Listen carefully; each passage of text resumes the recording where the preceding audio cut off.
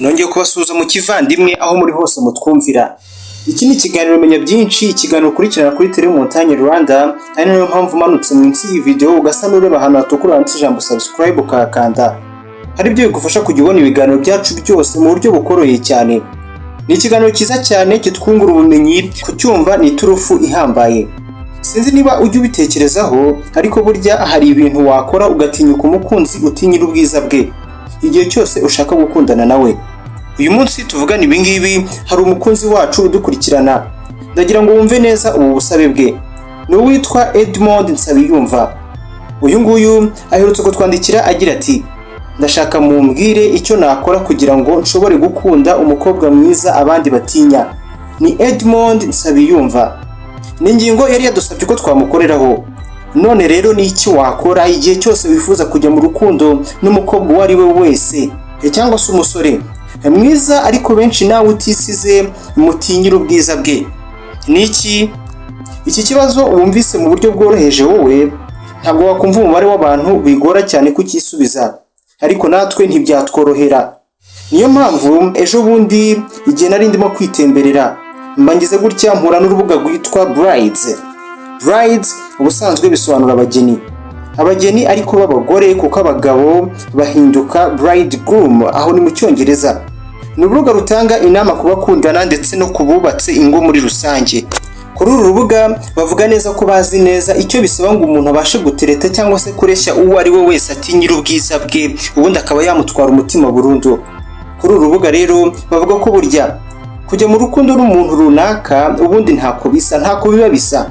Aho ni ku bantu bamwe, mu gihe ku bandi kujya mu rukundo ari ikintu gitinyitse ku rwego rutagira uko rusa. Nyuma ya byose bujya kwizera umuntu n'umutima wawe wose, icyo ni ikintu cyoroshye cyane. Ariko se bigenda gute iyo bagutengushye?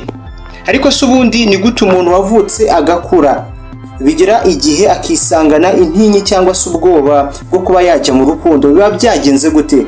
Niba ujya wumva ufite intinyi yo kujya mu rukundo, ubundi iyo ntinyi ishobora kuba ngo ituruka ku hantu nibura nk'habiri. Ushobora kuba bwa mbere na mbere gutinya kugaragara nk'umunyantege nkeya. Kabiri, ngo waba utinya kubabazwa, gutenguhwa cyangwa se gutsindwa. Gutsindwa mvuga aha ngaha ni ugutsindwa uko ariko kose. Ubu bwoko bwo kujya mu rukundo bwigaragazwa mu kizwi nka PHILOPHOBIA.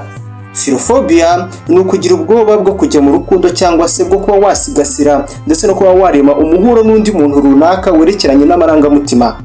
Ngicyo icyo bita PHILOPHOBIA. Ngiri jambo ikiganiro cyacu gishingiyeho uyu munsi. Uko ugenda umarana iyi ntinyi yo kujya mu rukundo rero, cyangwa se PHILOPHOBIA, uko ugenda uyimarana igihe kirekire, bigenda birushaho kuba bibi cyane.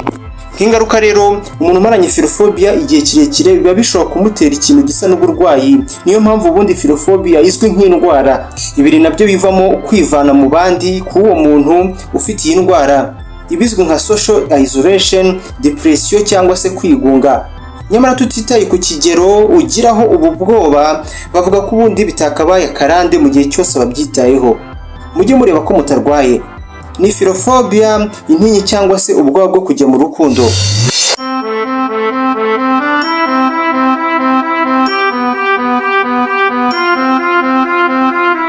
Madame Eliza Firestone ari mu nzobere kuri iyi ngingo. Afite impamyabumenyi y'icyiciro cya PhD, ayobora ibijyanye n'ubushakashatsi ndetse n'amasomo mu kigo cyitwa Grandon Association, kandi yabaye umuganga mu bijyanye n'ubwonko bwa muntu mu gihe kirenga imyaka 25 y'uburambe muri ibi bintu. Hamwe n'ubushakashatsi ndetse n'ingingo ze, turaza guhuza n'iz'umuganga mu bijyanye n'ubwonko bwa muntu Melissa Rita. Turaza kugerageza kumva neza iki kibazo ni PHILOPHOBIA. Ese ni ibihe bintu bishobora kugutera kwibasirwa n'ubu burwayi? Nako sinzi niba nabwita uburwayi. Reka tuvuge kwibasirwa n'iki kibazo. Kugira intinyi yo kujya mu rukundo, PHILOPHOBIA. Ubundi se wakwigobotora gute iyo nyatsi ubaye uyifite? Ibyo byose turaza kurebera hamwe muri iki kiganiro. Mu bintu ushobora kugutera kurwara PHILOPHOBIA cyangwa se gutinya kujya mu rukundo bikabije, hazamo past trauma, inzibutso z'ahashize ariko zibabaje kenshi. Zishobora kugutera ibikomere, mbese ni nk'ibikomere by'ahashize muri make. Ubundi amafobia menshi ndetse harimo n'iyitwa PHILOPHOBIA yo gutinya kujya mu rukundo. akenshi ubundi aba ari uburyo ubwonko bwo ubwabwo bwirindamo uburibwe. Reka tujyane neza.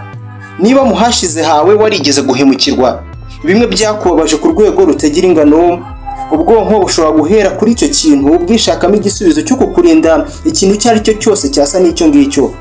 Ingaruka rero nibwo utangira kugira ubwoba bwo kujya mu rukundo. Ikintu cya kabiri cyagutera ubu burwayi ni imyumvire yacu bwite. Kuba umuntu runaka yaba ashobora kubana n'abandi, ibi ngibi tubona mu busanzwe, byose bitangirana n'ukuntu we ubwe abanye nawe bwite. Bitangirana n'uko wifata wowe ubwawe. Nk'urugero, niba umuntu yiyumva ko adahagije we ubwe, ukumva ko nta gaciro we ubwe afite, ni ikintu gishobora gutuma yiyumva nkaho ntacyo amaze ndetse ko atabasha kwakira ndetse no gutanga urukundo. Nuko twisanga dutinya gukunda cyangwa se gukundwa kuko tuba dutekereza ko abo tuzajyana nabo mu rukundo tuzabababaza. Ibi ni ibintu byagutera kurwara indwara ya PHILOPHOBIA, indwara yibasira ubwonko igatera umuntu gutinya kujya mu rukundo bya hato na hato. Reka tuvuge ku kintu cya gatatu cyagutera ubu burwayi. Iki ngiki nibyo imico yacu tubamo idutegeka.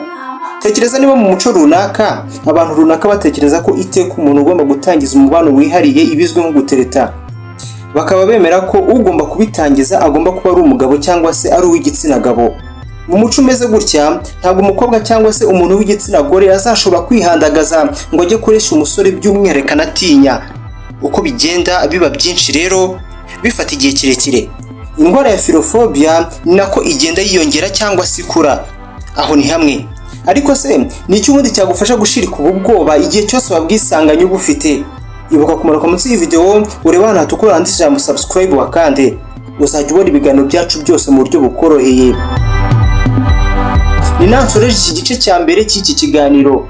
Tubararike kuzakurikirana ikiganiro cy'ubutaha kizaba ari igice cya kabiri. Reka ntimuzacikwe. Mugisha niwe mwari kumwe naho ubutaha.